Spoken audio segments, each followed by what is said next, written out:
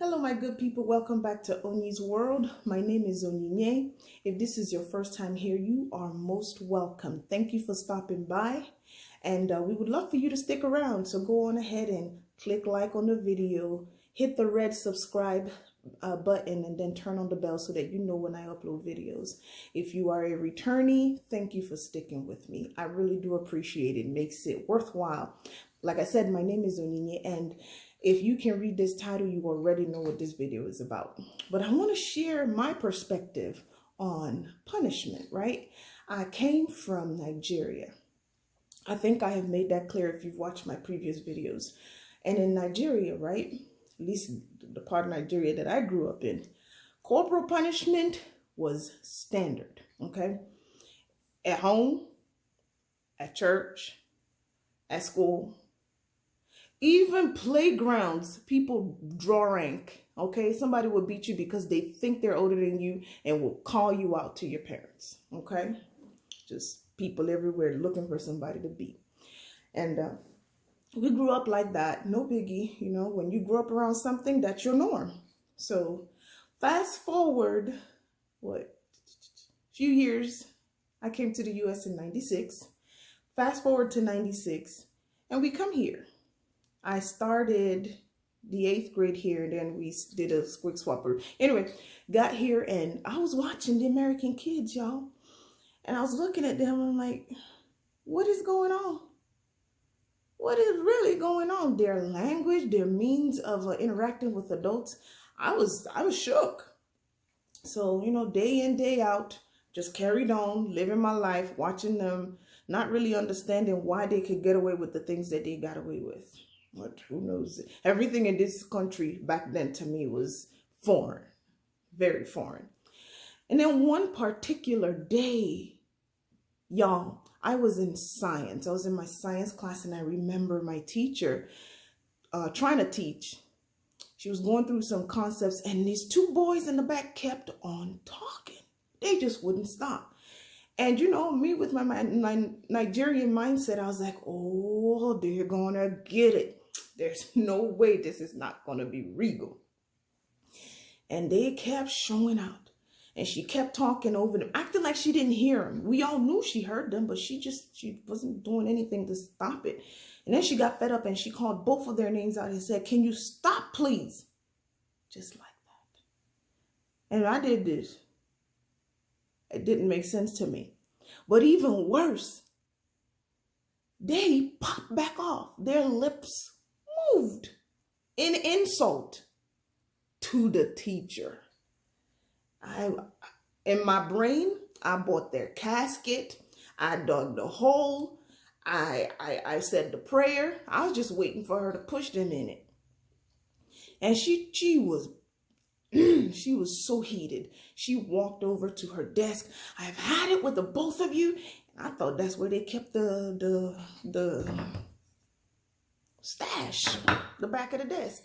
She went around to her chair and sat down and kept sitting and picked up a pen instead.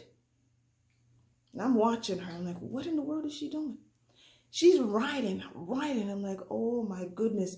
When your parents get this letter, let me say it to my don't. When your parents get this letter, your own don't finish. Hey, your life. I said a prayer for them. Father, forgive them. They really did not know what they were doing. I watched her get up and walked over to these two young men, and she handed each one a piece of paper. And I looked at her and looked at them like, what is really going on here?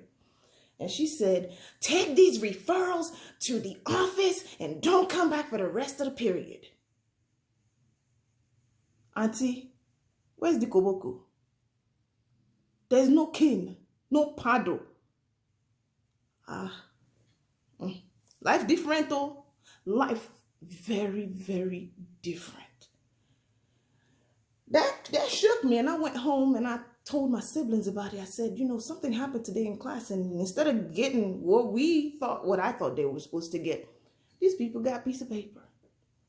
So fast forward to the last week of my 8th grade year, okay? And another set of kids were showing out in class. And that teacher also wrote a referral. But this particular teacher did not even want to give it to the kids.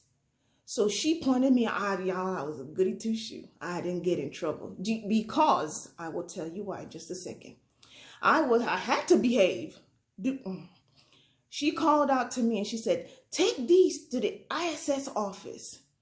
And I turned around and you can't disobey the teacher, whether you know where it is or you don't. That's a direct instruction from your leader in that classroom. You do it. So I took the paper, said, yes, ma'am. And I walked out of class and y'all, I roamed for like 15, 20 minutes. I roamed. I read every door. I was looking earnestly for the ISS building or room or where the ISS space. And I ran into one of my peers and I asked her, I said, hey, where's the ISS building? And she said, oh, it's down this hallway and this.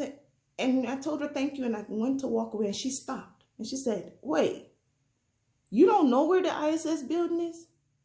And I told her, no. And she said, you must really be good. You must really be good. I looked at her and I wanted to just tell her, ISS building?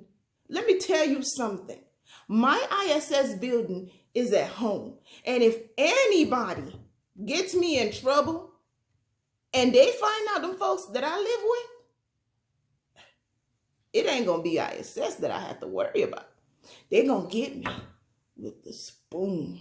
I did not want to deal with that. So I walked in the ISS building, in the ISS room, and the ISS lady looks up and she, the preset face that says another one. And then she looked and her eyes popped like, what are you doing here? I said, Miss, I almost called her name, told me to bring this to you. And she was like, oh, I thought it was you. I was going to say, I've never seen you. And whenever we know what we know about you and your sibling, y'all don't get in trouble. I said, no, man, it's not me. Oh, it's not me. Not this time. It is this person. I showed her the names like, oh, this one's staying in trouble. So she thanked me and I walked back out. And then I had to figure out my way back to class. So I turned and maneuvered and did all the stuff to get back to class. And I got in class. And I sat there and I thought about it. I'm like, the American corporal punishment system is very weird.